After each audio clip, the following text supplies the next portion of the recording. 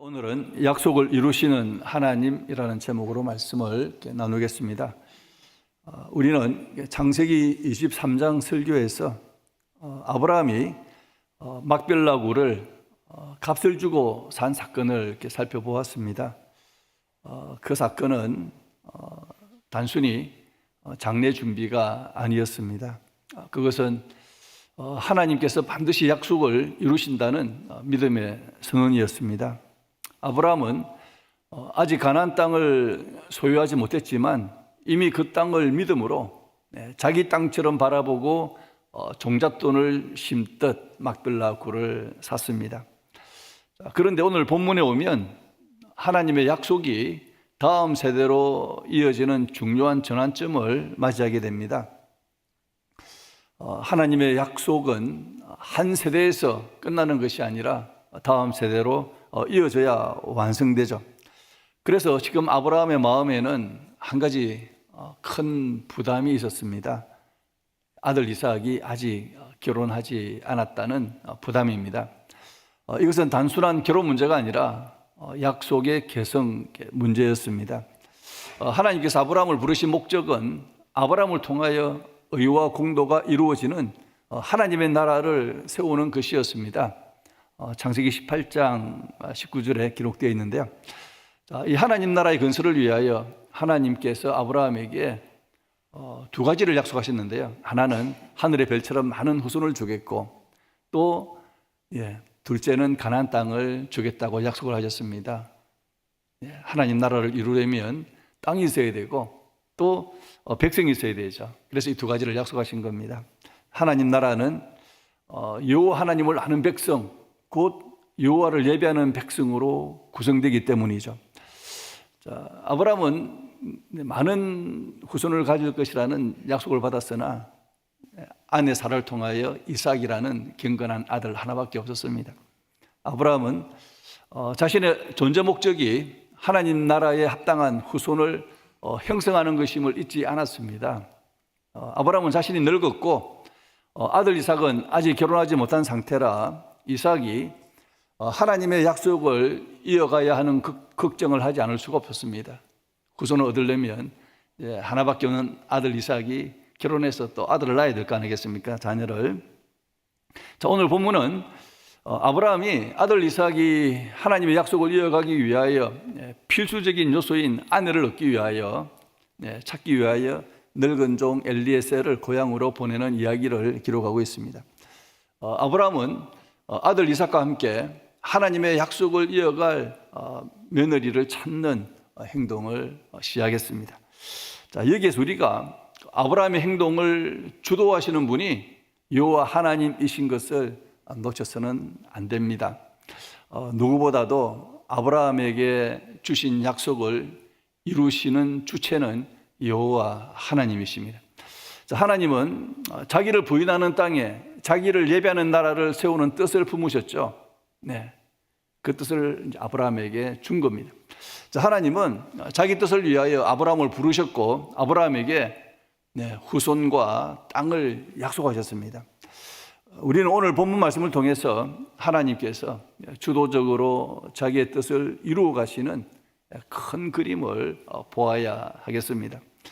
자, 하나님은 먼저 아브라함에게 주신 약속을 아들 이삭이 이어가도록 경건한 며느리를 예비해 주셨습니다. 아브라함이 살고 있는 헤브론에서 여행거리 약 1000km 밖에 한 사람 리브가를 예비해 두신 겁니다. 좀 가까이 두시면 찾기 쉬울 텐데 1000km 밖에 있는 한 사람을 이삭의 아내로 예비하신 거죠. 자, 이제 하나님은 자신이 예비한 리브가를 아브라함이 찾도록 하시는 겁니다. 예비를 해뒀는데 아브라함이 찾지 못하면 안 되잖아요. 자, 그래서 하나님은 아브라함의 마음을 움직이셨고 아브라함이 보낸 늙은 종을 리브가가 있는 곳으로 정확하게 인도를 하셨습니다. 그래서 이 모든 일들을 이루시는 주체는 여호와 하나님이십니다. 늙은 종 엘리에셀과 리브가는 우물에서 만나게 되는데 이것은 우연이 아니라 하나님의 신비하기 짝이 없는 섭리였습니다. 하나님의 주도적인 섭리였죠. 자, 우리는 하나님의 신비한 일하심에는 만남이라는 요소가 있다는 것을 잊지 말아야 합니다. 우리가 하나님을 안다면 하나님께서 만남을 통해서 일하신다는 것을 믿어야 합니다. 그러므로 하나님을 믿는 사람은 만남을 소중히 여기는 사람이어야 합니다. 그리고 우리는 만남 속에서 왜 하나님께서 이 만남을 허락하셨는지를 깨닫는 지혜를 구해야 하겠습니다. 하나님은 자기 뜻을 이루시기 위하여 자신의 약속을 붙잡고 이어갈 이삭에게 합당한 아내, 곧 경건한 리브가를 예비하셨습니다. 아브라함이 약 1000km 밖에 있는 리브가를 찾는 것은 인간적인 계산으로는 가능성 제로에 가까운 일이었습니다. 그러나 하나님은 거의 불가능한 일이 이루어지도록 아브라함의 마음을 감동하셨습니다. 그래서 자기 뜻을 이루신 하나님을 보시면요, 첫째, 아브라함의 마음을 감동하셨습니다. 하나님은 아브라함에게 리브가가 사는 고향 하란에서 며느리를 찾고자 하는 마음을 주셨습니다. 가까운 데도 좋은 아가씨들이 많잖아요. 그런데 1000km 밖에 있는 곳에서 이제 며느리를 찾고자 하는 마음을 하나님께서 주신 거죠. 창세기 24장 3절 4절 보시면요, 내가 너에게 하늘의 하나님, 내가 너에게는 아브라함이 그의 종 엘리에셀에게 한 말입니다. 하늘의 하나님, 땅의 하나님이신 여호와를 가리켜 맹세하게 하노니 너는 내가 거주하는 이 지방 가나안 족속의 딸 중에서 내 아들을 위하여 아내를 택하지 말고 내 고향 내 족속에게로 가서 내 아들 이삭을 위하여 아내를 택하라. 자, 아브라함은 인간적인 마음으로 가나안 땅에서도 얼마든지 훌륭한 며느리를 얻을 수 있다고 생각할 수 있었습니다. 착하고 이쁘고 순종 잘하는 여자를 선택해서 잘 가르치면 될 거라는 생각, 잘 가르쳐서 하나님이 이런 분이시고 해서 이런 생각을 얼마든지 할 수 있지 않았겠습니까? 그러나 하나님은 아브라함이 같은 믿음을 가진 자와 결혼해야 한다는 생각, 그 기준에서 흔들림이 없도록 그의 마음을 붙잡아 주신 겁니다. 자, 아브라함은 무엇보다도 이삭과 함께 하나님의 약속을 붙잡고 살아갈 배우자의 조건은 같은 믿음의 소유자여야 한다는 생각을 붙잡았습니다. 이제 배우자를 선택하는 기준이 분명했던 겁니다. 자, 우상의 땅 가나안에 속한 여자와는 하나님의 약속을 함께 붙잡을 수 없다는 것을 아브라함은 너무나 잘 알았죠. 고향 하란에 사는 친척들에게는 온전하지는 않았으나 여호와를 아는 신앙이 있었습니다. 창세기 24장 50절 보시면요, 라반과 버두엘이 대답하여 이르되 이 일이 여호와께로 말미암았으니 우리가 가부를 말할 수 없노라. 버두엘은 아브라함의 조카입니다. 조카고요. 라반은 또 리브가의 오라버니고 버두엘의 아들. 하여튼 족보가 좀 복잡하죠. 복잡하기보다도 우리가 또 이야기가 좀 이렇게 복잡할 수가 있습니다. 어쨌든 이 라반과 버두엘은 리브가의 아버지요 오라버니인데 이들에게는 여호와를 아는 신앙이 있었다는 겁니다. 그래서 이들이 입에서 뭐라고 말하냐면 이 일이 여호와께로 말미암았다라는. 그래서 온전하지는 않았지만 여호와를 아는 신앙이 이들에게 있었다는 겁니다. 리브가에게 여호와를 아는 신앙이 있었기 때문에 하나님이 주신 약속을 함께 붙잡는 사명에 헌신할 수 있는 여자였던 거죠. 같은 믿음을 가진 자와 결혼하는 것이 하나님의 뜻에 합당한 길입니다. 배우자가 될 사람을 전도하려는 선한 목적으로 결혼하는 자들이 있지만 그 목적이 성공할 것이라고 보장된 건 아니죠. 그래서 감사하게도 이렇게 결혼해서 배우자를 믿게 하는 가정도 있지만 또 이렇게 평생 믿지 못하고 이렇게 사는 가정들도 없지 않아 있습니다. 배우자와 같은 생각, 식성, 취미를 가지는 것은 좋은 것이지만 무엇보다도 같은 영성을 가지는 것이 최우선이 되어야 합니다. 같은 취미, 같은 성격, 같은 식성보다 중요한 것이 같은 신앙, 영성입니다. 신앙이 다르면 인생의 방향이 달라지기 마련입니다. 같은 영성이 아니면 가정 안에서 갈등이 생기거나 또 신앙의 방향이 흔들리기가 쉽죠.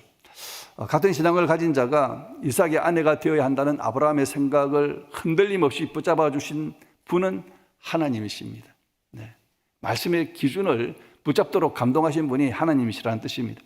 우리는 타협해서는 안 되는 신앙의 원칙에서 흔들리지 않도록 하나님께서 붙잡아 주시기를 기도하기를 축원합니다.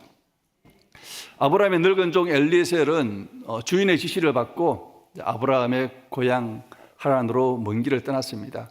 이제 방향은 옳죠. 큰 방향은 이제 아브라함 때문에 딱 이제 하란으로 가는 것 정해졌고요. 이제는 이제 하나님의 또 세부적인 인도가 필요하죠. 하나님은 아브라함에게는 리브가를 만나도록 하는 큰 방향을 보는 마음을 감동해 주셨다면 이제 종 엘리에셀에게는 세부적인 방향을 보도록 인도하셨습니다. 그래서 자기 뜻을 이루신 하나님, 아브라함의 마음을 감동해서 큰 방향을 정하게 하셨고, 그 다음에 엘리에셀의 걸음을 인도해서 세부적인 그까지 이제 인도하시는 거죠. 자, 엘리에셀은 주인 아브라함의 고향인 하란에서도 나홀의 성에 무사히 이르게 됩니다. 자, 많은 사람이 사는 성에서 하나님께서 예배해 두신 리브가를 찾는 것은 모래사장에 떨어진 바늘을 찾는 것과 다를 바가 없었습니다. 그래서 엘리에셀은 성에 도착하긴 했는데 도대체 그 많은 아가씨 중에서 누구를 택해야 될지 모르지 않습니까? 정말 지혜를 구할 수밖에 없죠. 그래서 엘리에셀은 하나님에게 인도하심을 구하는 기도를 하게 됩니다. 24장 12절 그가 이르되 우리 주인 아브라함의 하나님 여호와여, 이제 기도하는 겁니다. 원하건대 오늘 나에게 순조롭게 만나게 하사 내 주인 아브라함에게 은혜를 베푸시옵소서. 그리고 이제 이어지는 14절 보시면요, 한 소녀에게 이르기를 청하건대 너는 물동이를 기울여 나로 마시게 하라 하리니 그의 대답이 마시라.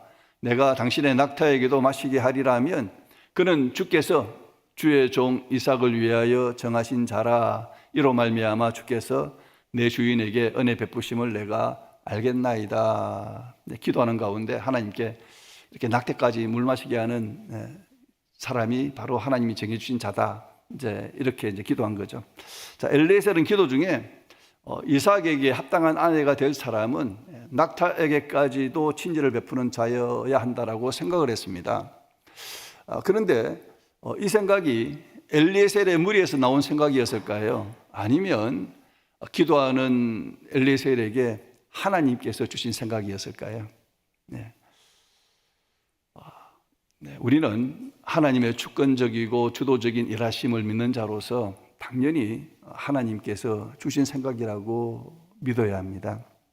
하나님은 자기의 인도하심을 구하며 기도하는 자에게 하나님의 생각을 하도록 인도하시는 겁니다. 처음에는 우리의 생각을 가지고 기도하다가도 하나님은 우리가 하나님의 생각으로 기도하게 하시는 겁니다. 아마 여러분 기도하시면서 그런 경험을 하셨을 겁니다. 이게 내 생각인가? 난 이런 생각한 적 없는데 기도하다가 그런 하나님께서 주신 지혜를 가지고 기도하게 되는 거죠. 빌립보서 2장 13절 너희 안에서 행하시는 이는 하나님이시니 자기의 기쁘신 뜻을 위하여 너희에게 소원을 두고 행하게 하시나니.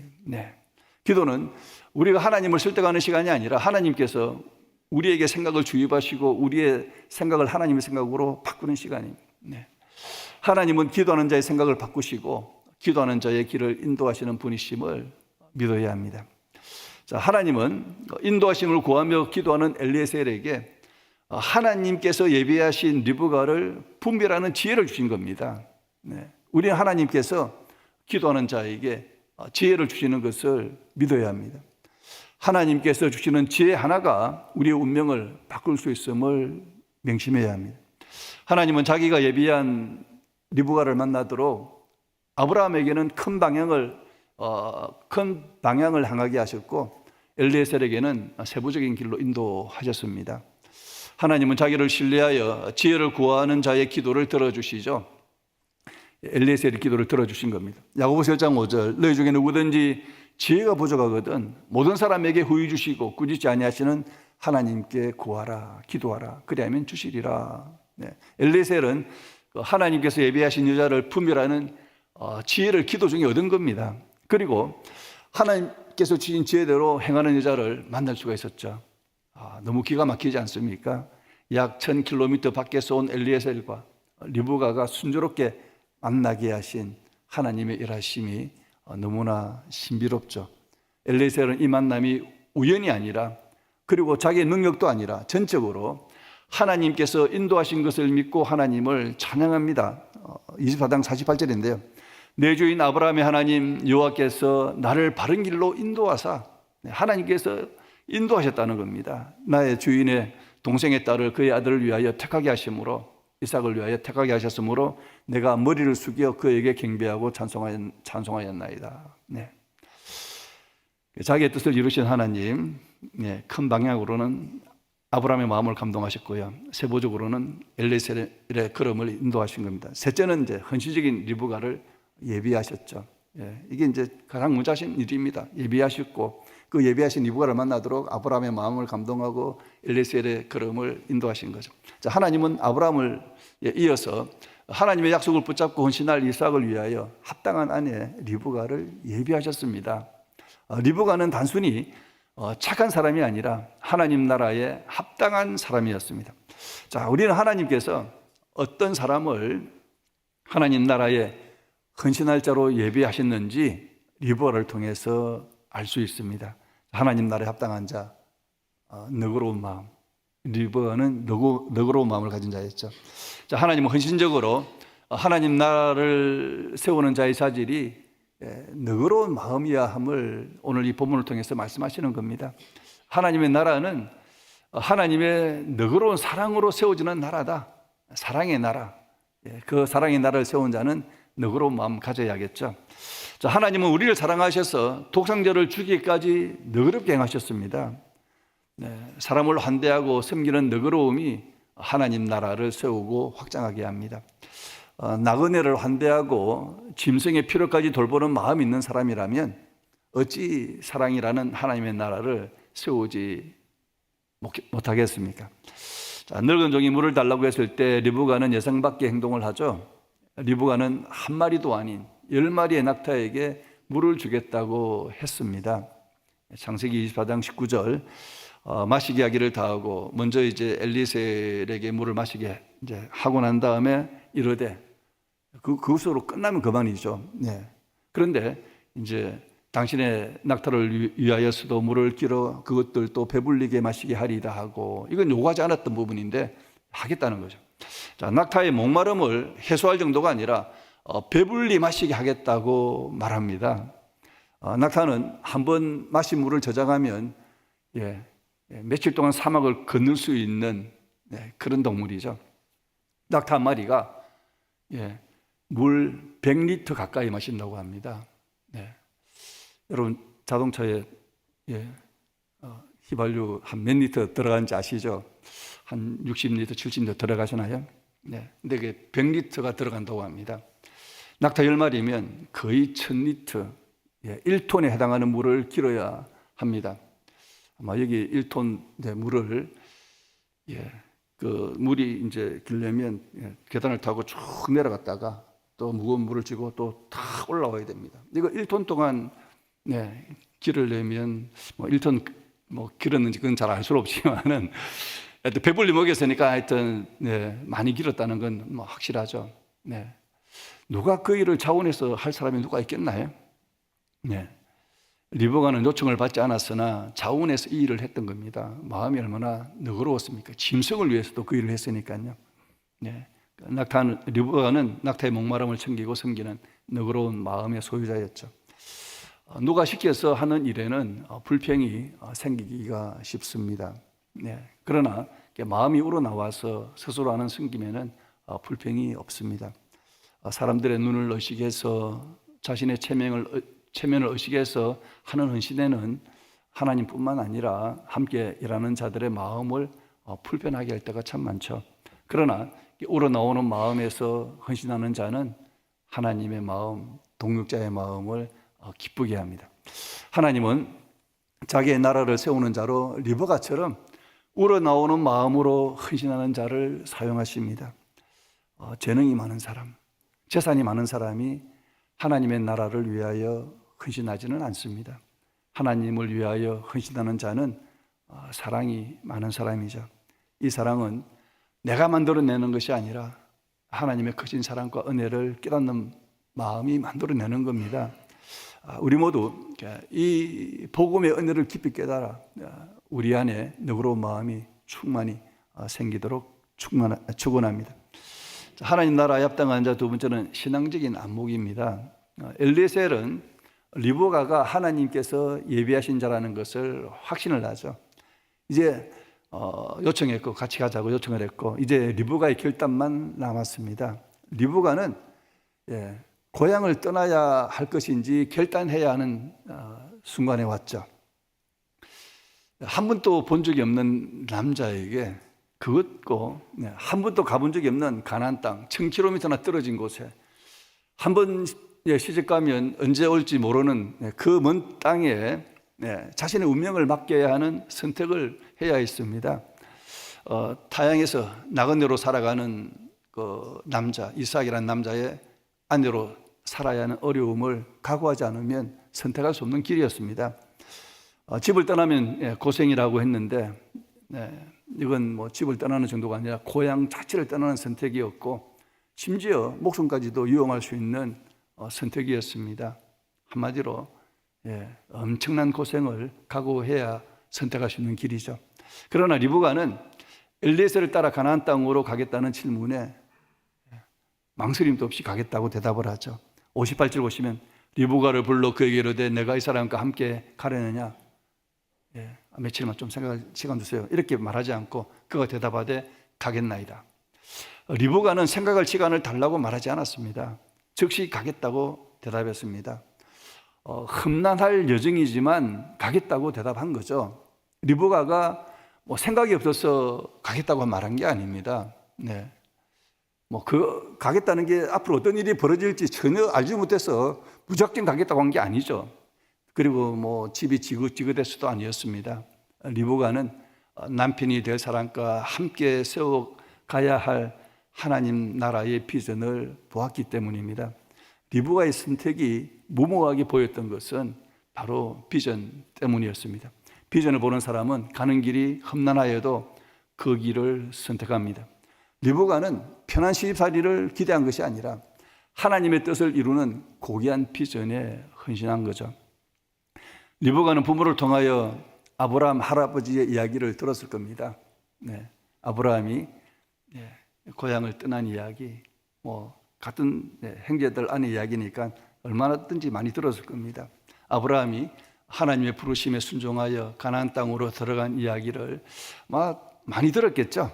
이제 아브라함의 아들과 함께 하나님의 뜻에 헌신할 아내를 찾으러 엘리에셀이 찾아온 그 현실 앞에서 리브가는 믿음의 눈으로 아브라함이 보았던 비전을 선택한 겁니다. 창세기 24장 60절 보시면요, 리브가에게 축복하여 이르되 이제 리브가가 이제 그 아브라함의 며느리로 가겠다고 말하니까 가족들이 이제 축복해 주는 겁니다. 우리 누이여 너는 천만인의 어머니가 될지어다. 자, 이게 이제 아브라함의 아내 사라가 받은 축복이었죠. 그 축복을 이제 며느리 이제 리브가가 이제 받는 겁니다. 내 시로 그 원수의 성문을 얻게 할지어다. 자, 이 가족들의 축복은 리브가가 왜 이삭의 아내가 되고자 하는 이유를 명확하게 보여준 겁니다. 비전 때문에 선택했다는 거죠. 리브가는 가나안 땅에 하나님의 나라가 세워지는 것을 보는 신앙적인 안목을 가졌던 겁니다. 하나님의 비전을 바라보는 안목이 없었다면 어찌 부모를 떠나고 익숙한 삶을 버리고 불확실한 미래에 몸을 맡길 수가 있었겠습니까? 하나님 나라에 헌신하는 자는 지금의 힘든 현실에, 부정적인 현실에 실망하지 않습니다. 하나님께서 이루실 약속, 곧 하나님의 나라가 세워지는 것을 바라보죠. 그러나 절망적인 현실을 보면 포기하게 되고 조건을 따지고 계산하면 멈출 수밖에 없습니다. 포기하고 멈추는 자의 길은 막힐 것이나 하나님의 비전을 보고 따라가는 자의 길은 열릴 것입니다. 아브라함은 믿음으로 미지의 땅을 향하여 떠났죠. 여러분 히브리서 11장 말씀 암송하고 계시죠? 네. 8절 말씀 보시면 믿음으로 아브라함은 부르심을 받았을 때에 순종하여 장래 유업으로 받을 땅에 나아갈새 갈 바를 알지 못하고 나아갔으며, 아브라함은 하나님이 가라고 한 가나안 땅이 어떤 땅인지 모르고 나아갔던 겁니다. 네. 이제 아브라함의 며느리가 될 리브가가 불투명한 땅을 향하여 믿음으로 걸음을 내디딜 수 있었던 것은 아브라함처럼 믿음의 안목, 비전을 가졌기 때문이었습니다. 하나님은 눈에 보이는 것보다 자기의 약속을 믿음의 눈으로 바라보는 자를 사용하시는 겁니다. 우리도 지금 눈에 보이는 것이 아니라 요원하여 보여도 하나님의 약속을 바라보는 신앙의 안목으로 익숙함이 아니라 하나님의 약속을 붙잡고 나아가는 자들이 되시기를 축원합니다. 하나님 나라에 합당한 자 세 번째는 실천하는 손발이 있는 사람입니다. 리브가는 너그러운 마음과 함께 실천하는 손발을 소유한 자였습니다. 힘든 길을 온 낙타들의 목마름을 너그러운 마음으로 보는 것으로 멈추지 않고, 저 낙타들 얼마나 힘들었겠나, 그렇게 마음 먹고 멈출 수가 있죠. 그러나 손발을 움직여서 낙타들을 섬기는 헌신을 다했습니다. 행동했죠. 하나님 나라의 일꾼으로 사용되는 자는 마음만 품는 자가 아니라 마음에 품은 것을 손발로 실천하는 사람입니다. 리브가는 남편이 될 이삭이 거주하는 땅으로 가겠다고 말만 하지 않았습니다. 리브가는 일어나서 떠났습니다. 61절, 리브가가 일어나 여자 종들과 함께 낙타를 타고 그 사람을 따라가니 일어나서 따라갔습니다. 그 종이 리브가를 데리고 가니라. 리브가는 결심해서 멈추지 않았죠. 많은 사람들이 가겠다고 결심하지만 움직이지 않습니다. 늘 작정만 하는 겁니다. 예배의 자리에 가겠다고 다짐은 하지만 상황이 생기면 가지 않습니다. 이번 주 꼭 가야지 결심을 했는데 또 무슨 돌잔치가 있네, 결혼식이 있네, 움직이지 않죠. 전도하겠다고 다짐했으나 바쁘다는 핑계로 움직이지 않습니다. 리브가는 결심했으면 행동하는 자였죠. 낙타에게 물을 주겠다고 결심했을 때 힘이 들었지만 10마리의 낙타에게 물을 주는 수고를 다했습니다. 가나안 땅을 향하여 가겠다고 결심했을 때 지체하지 않고 떠났습니다. 우리는 하나님께서 이삭의 아내로 예비한 리브가가 어떤 사람이었는지를 살펴보았습니다. 우리가 리브가처럼 너그러운 마음, 신앙적인 안목, 그리고 실천하는 손발을 소유한 자라면 하나님 나라를 세우는 자로 예비된 자입니다. 그렇다면 하나님께서 예비된 자를 하나님 나라를 세우는 적소로 인도하실 겁니다. 예배해 놓고 사용하지 않겠습니까? 다 가장 적소에다가 인도하시죠. 그곳이 위험해 보여도 그곳으로 인도하셔서 사명에 헌신하는 삶을 살게 하십니다. 그리고 또 하나님 나라를 세우는 일에 동력할 사람을 만나게 하시는 겁니다. 이삭을 만나게 하는 거죠. 자, 오늘 말씀의 핵심은 하나님은 자기의 약속을 반드시 이루신다는 겁니다. 이를 위해서 하나님은 아브라함의 마음을 움직이셨고 엘리에셀의 걸음을 인도하셨고 리브가를 예비해 두셨습니다. 하나님은 1000km나 떨어져 있는 두 사람 이삭과 리브가를 만나게 하셨죠. 이처럼 하나님의 약속에 헌신된 자들을 만나게 하셔서 동력하게 하셨습니다. 자, 하나님은 이제 우리를 만나게 하셨죠. 여기에 우리가 이제 만나게 해주셨습니다. 그런데 지금 우리는 무엇을 하고 있습니까? 하나님께서 우리를 만나게 해주신 목적을 상실한 채 엉뚱한 일에 빠져 있지는 않은가? 만나게 하신 목적과 상관없는 일만 우리가 하고 있지 않는가? 한번 좀 우리가 돌아봐야 되겠죠. 이삭과 리브가를 만나게 하셔서 함께 하나님의 약속을 붙잡게 하신 하나님께서 우리를 새삼교회 안에서 목적을 가지시고 만나게 해주셨습니다. 우리를 만나게 하신 하나님의 목적을 함께 이루어가는 자들이 되시기를 주님의 이름으로 축원합니다.